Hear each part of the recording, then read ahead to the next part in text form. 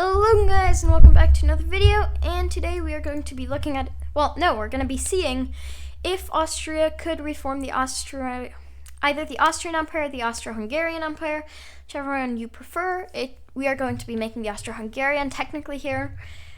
Obviously in real life this would never work. They might be able to take over the land if they go one by one through the countries, but there is no way it would hold. Too many ethnicities, too many cultures, too many peoples that hate each other. Let's go ahead and assume that's all gone and begin. So what's going to happen first here? Well, Austria's weakest neighbor, first they're going to militarize because Austria has a pretty nice economy. It's a pretty nice country, but that military is not very large. Of course, pretty sure they have a few reasons why not, but they swore neutrality when they united, blah, blah, blah. They don't have a large military. They're going to quickly militarize and then begin to invade Slovenia. After taking half the country, including the capital, Slovenia surrenders, as it is quite a weak country. And Austria, as I said, would probably not be able to do this in real life.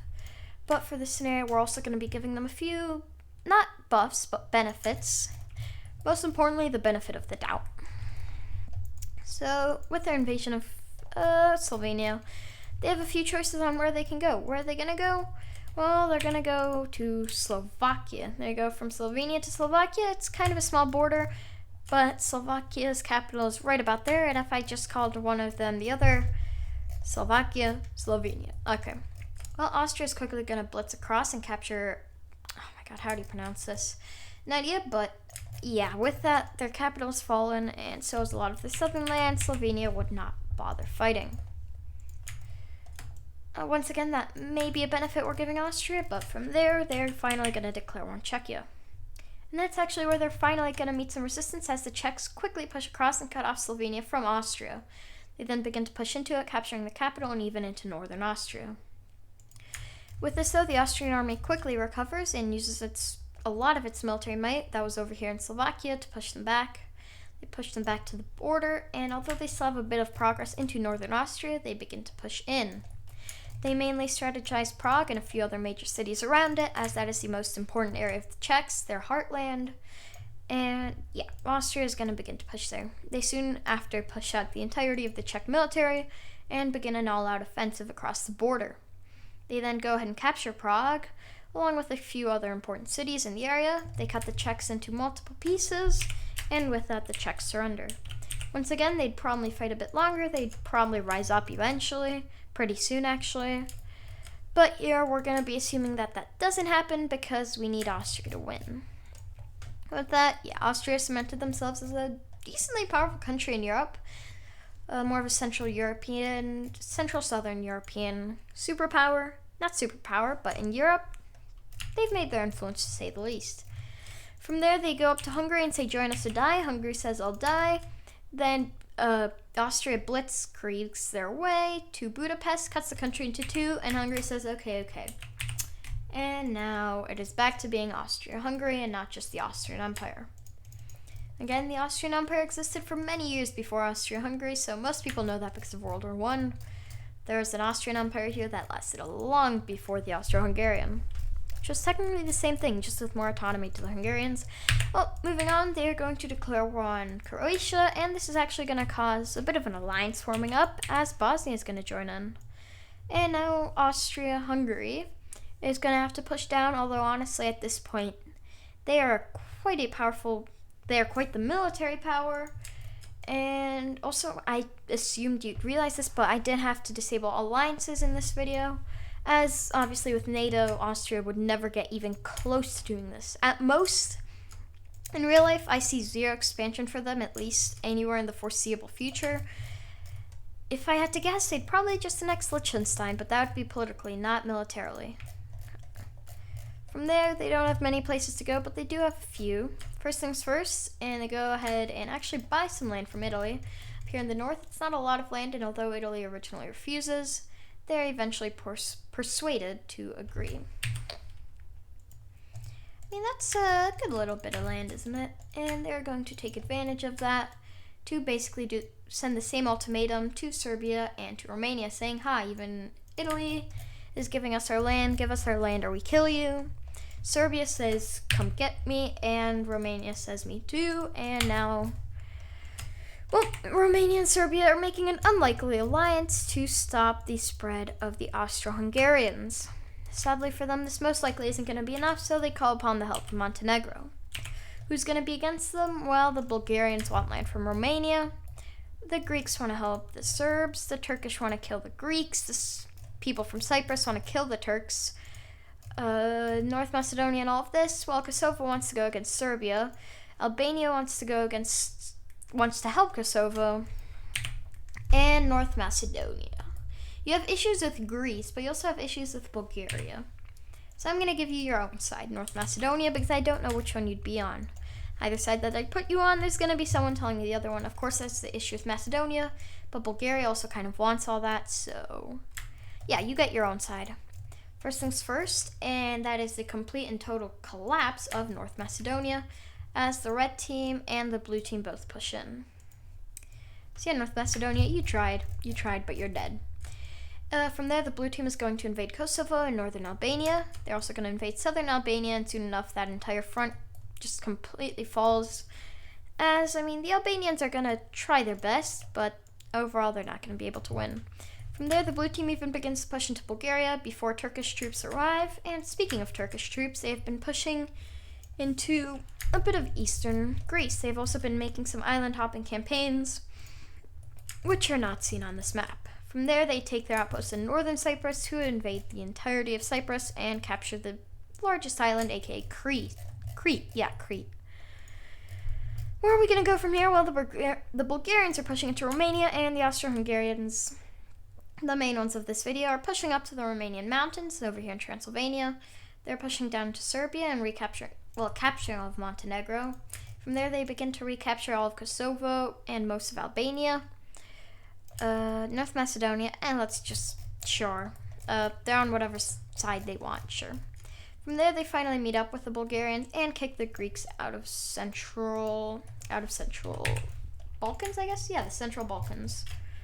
From there, they begin to push down to Greece, capturing Thessaloniki. Yes, that's how you pronounce the city, right? It's a port city around there. Thessaloniki, that's my best attempt. You know what I'm talking about if you've ever heard of it. The Turks then push down towards Athens, and even though there's fierce resistance, they capture the city. From there, the Greeks try and hide in their mountains, but at this point, there's zero hope, and they surrender in hopes of not being puppeted or destroyed by their main enemy, the Turks.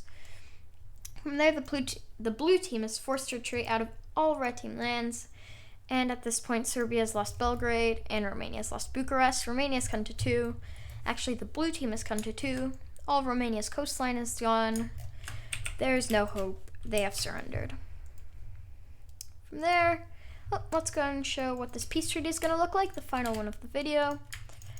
It's just going to result in all sides gaining some land. Austria-Hungary gains some of the Montenegrin coast, although not a ton of land. From there, they gain a lot of northern Serbia, and they begin to push down to Romania. As for Ukraine and Poland, they also had some land there, but I'll talk about that in a second. Actually, I don't like those remaining borders. Nope. Come on, I gotta get this right. Nope.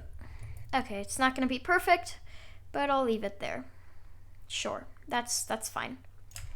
Sure. Well, as for a lot of southern Romania and the land connecting Romania to Serbia, that's going to the Bulgarians. So sorry, Romania, along with a good amount of your coastline. As for Greece, well, a bit of the panhandle is going to go to Turkey, but a majority of it's going to go to Bulgaria. Actually, Bulgaria here might be the biggest winner, as they're going to be getting a lot of the Greek coastline as well. As for the Turks, they're going to get all they could ever want. All of the Aegean Islands, all of Cyprus, a bit of land out of Greece, the island of Crete.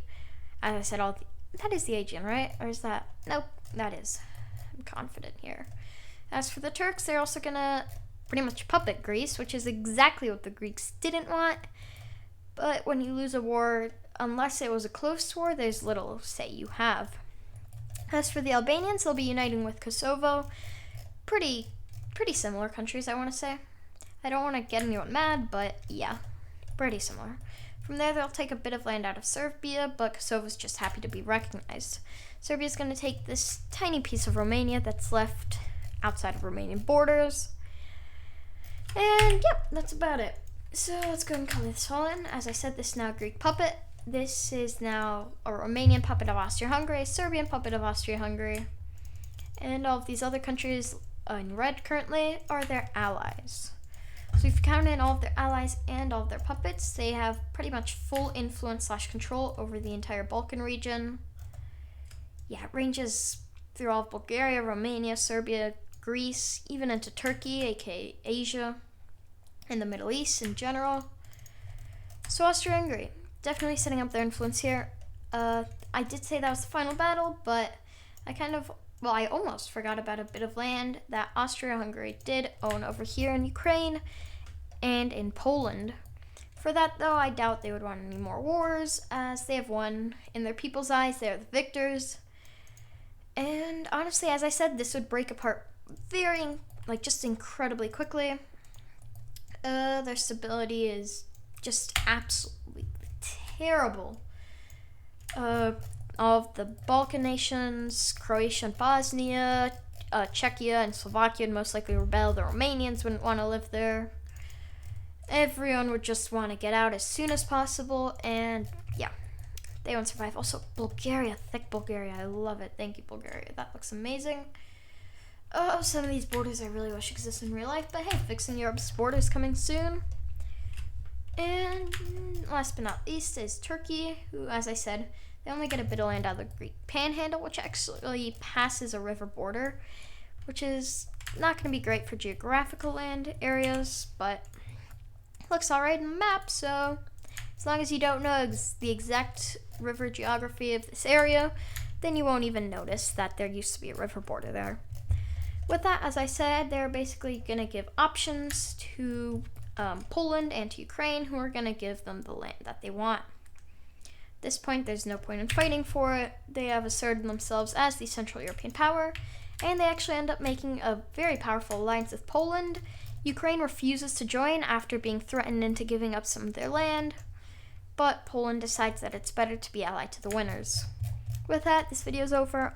I don't think this could happen in real life, but this is how they could. More of a could than a would. But I do hope you guys enjoyed, and I will see you all next time. Bye.